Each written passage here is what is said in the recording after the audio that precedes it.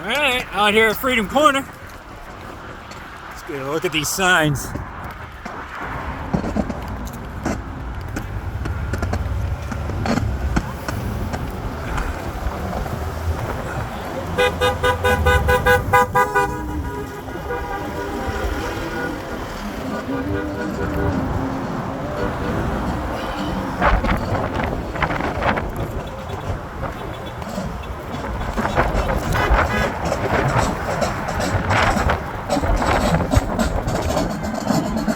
We'll talk to you in a second.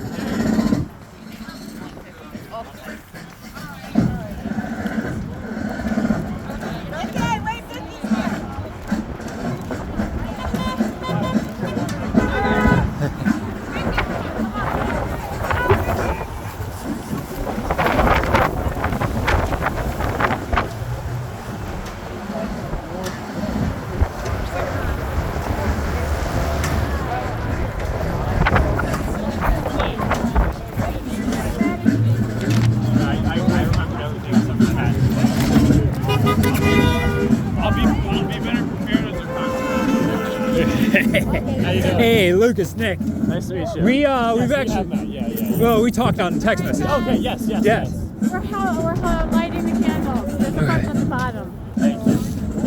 Real quick. Yeah, please. My nose.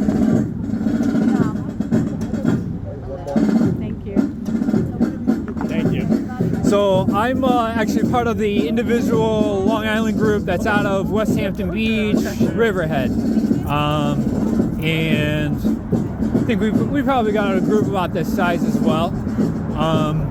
We do 25A overpass every Sunday, and then we're starting the Firehouse Fridays is what we're calling them, because that's where ICE is gathering is at the firehouses. So we at West Hampton Beach on Friday. Yeah.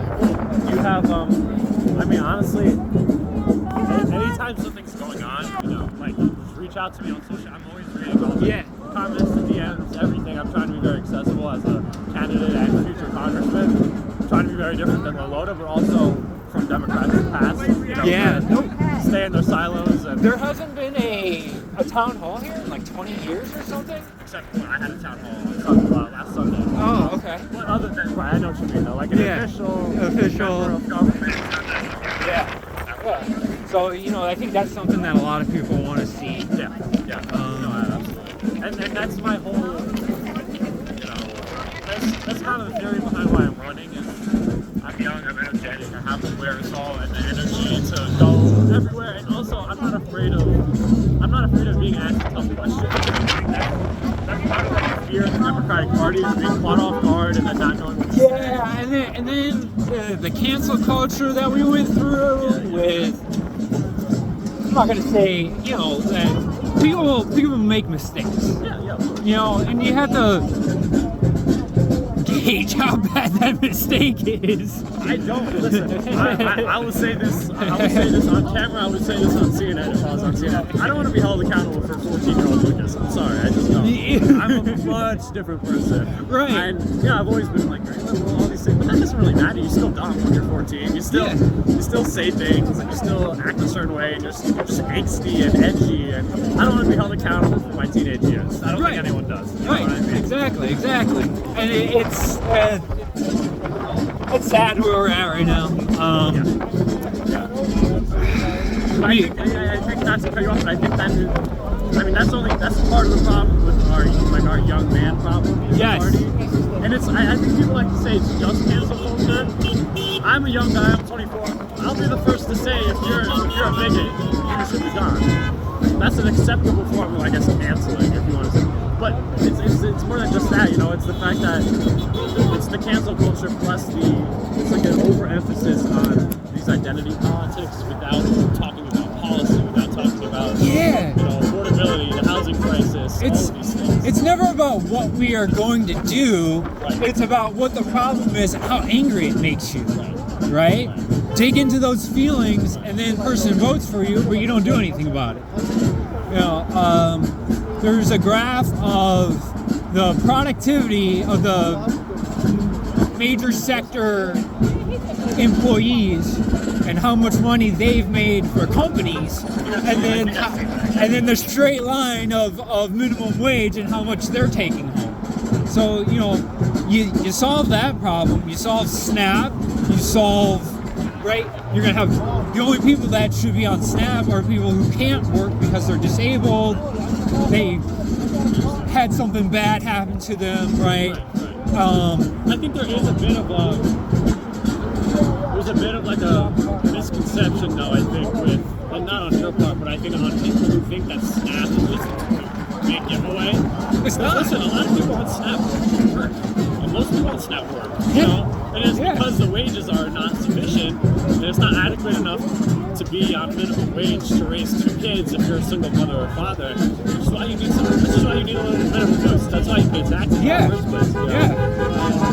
So yeah, listen, I completely get that, and I think that's sort of the problem with these recruited mercenary candidates that we run out here on the Democratic Party, Party a lot, because they don't really care. I mean, like for me, and again, not to take my own part, but I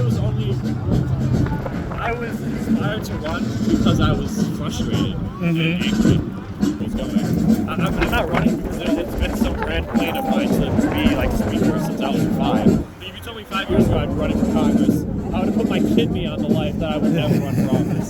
So I'm just pissed. You know, I'm just like everybody else that's like, you know, excuse my language, but this is all fucking bullshit.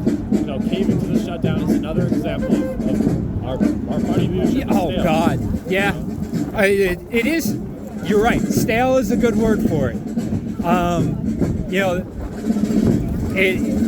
the bread is still there, but it's not working anymore. Yeah, it's not. So, I'm really hoping that we got a good wave in 26, but we can do some special things. We need to win the primary first, and I say this respectfully, of course, but you know, my vision is much different. You know, and maybe like what we're used to and what's being put up for offer. And I, you know, this isn't a personal thing, but I think we do need to pay attention to who is running in the primaries and not be drawn to the shiny, flashy candidates. Because I'm not a flashy candidate. You know, everything I do is grassroots. Everything I do is a lot of hard work being put in. Yeah. But the things I stand for, you know, healthcare for all. You know, universal child care, universal paid leave for sickness and for child work. I could go down the line of policies right now. We need to actually back someone that supports real policies and, like, you know, has issues they're running on and wants to actually legislate. We can't run on let's fight NAGA. See you later on. Take care. You can't just run on fight NAGA because that's not really a coherent strategy or policy platform. That's not how you govern. No, you can't govern by. You know, I think both parties like being in the minority because they don't have to do anything. You know, and I don't like Democrats being in the minority because, you know, nothing gets done. Fucked right now. And, you know, I know a lot of immigrants. We all do. We're from Long Island. You know? If Kamala had wanted these things to be happening, we'd have other problems that we need to rally for. We'd be able to do that in a democratic fashion without fearing retribution. Right. I don't know. That's just my 2 cents. I don't know if everybody likes being the minority, but it feels like they don't like to govern, and that's very disappointing.